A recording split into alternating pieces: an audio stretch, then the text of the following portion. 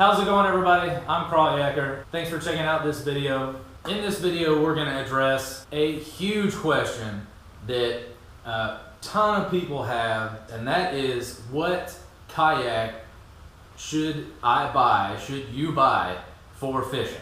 That's what we're going to discuss. We're going to assume that you're already a fisherman, an angler of some type, pan fishing, bass, offshore fishing, whatever. It's a great time to get into kayak fishing. Any time is.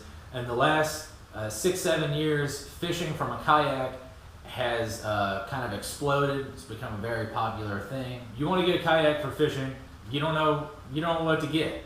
Here are a few things you should consider. Number one, your budget. Since fishing from a kayak has become increasingly popular, there are a lot of choices out there, a lot of which are $600, $500, $400 and cheaper than that. Obviously, there are a lot of options that go beyond that as well. But if you're a young guy, or you're not a young guy and you just don't want to spend a lot of money because you don't get a lot of time to go fishing, but fishing from a kayak would be better than standing on the bank or spending money to fix a boat or put gasoline in a boat, that type of thing, you're in luck. There are a ton of options for all different price ranges. Number two, what kind of fishing do you do and what water do you fish? Are you going to be fishing offshore? Are you going to be fishing in small ponds, lakes, small rivers, slow moving water, faster moving water? Just imagine all the places that you go fishing now and what conditions you'll be in when you're sitting in your little boat, your little kayak. A little bit of basic knowledge.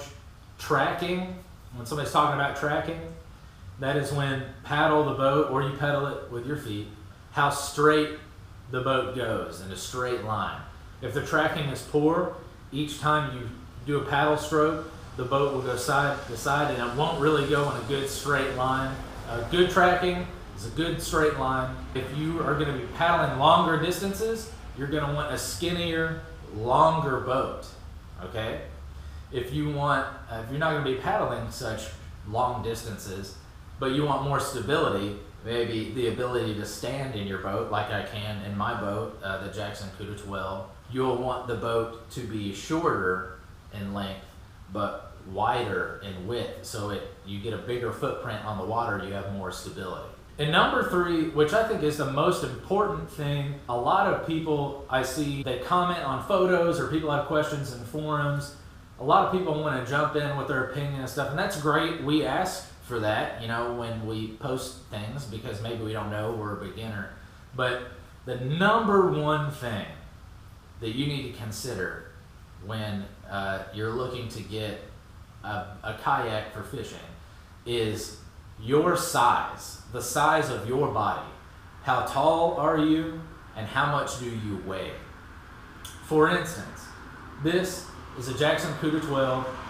It weighs about 85 pounds-ish, something like that. That's without anything on it, without any of my gear on it, even the seat off it weighs about 85 pounds. It's about 12 foot, 3-4 inches long, about 32 to 33 inches wide. I'm 175 to 180 pounds, 5'5". This boat is perfect for my frame. I can stand in it and I can cast while I'm standing. I can paddle while I'm standing. It's very stable. Well, let's say if I woke up in the morning and I was 250 pounds and over 6 foot tall, this boat is likely not big enough for me to have the same level of stability that I had in it previously. If you are a big guy, you're going to need a bigger boat, okay? If you're 250 pounds, around there, and you're nice and tall, okay? And you are looking, and you're at Dick's, looking at the Pelican boats, the shorter length boats, the 10 foot length boats and stuff, those might be difficult for you, okay? It'll be easier to demo some boats, but a lot of us don't have time for that. Consider your size versus the size of the boat. It's very important to think about, especially if stability is really important to you, and especially if you're trying to stand. I see too many people say they poo-poo this boat or that boat or that boat, And the fact is, they're just too big for that boat. The boat isn't big enough to accommodate their size. So it's something to really think about when you've never been in a kayak and you've not been kayak fishing. Guys, I hope this has helped you out. Get out there this spring. It's still January. Go get a boat, man. There are a lot of boats out there that are cheap, you know, $400 or less, that have some nice fishing features, and they have a good seat and stuff like that, you know. So get out there, get you a boat, and go fishing. Don't be scared of not being able to sell it again. Kayaks, I'm not sure about canoes, but fishing kayaks, they resell for so close to the buying price because there's so many people out there looking to get into the sport like you may be. That might be something you need to do. Look used. Look on Craigslist.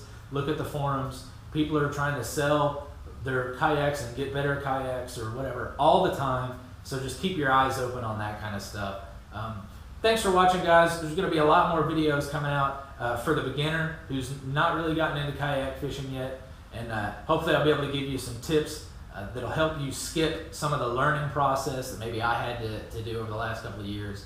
And that kind of thing. Make sure to share this video with your buddies who are getting into kayak fishing. Like the video for me. Subscribe to my channel. There's going to be more. Thanks for watching, guys. We'll see you next time.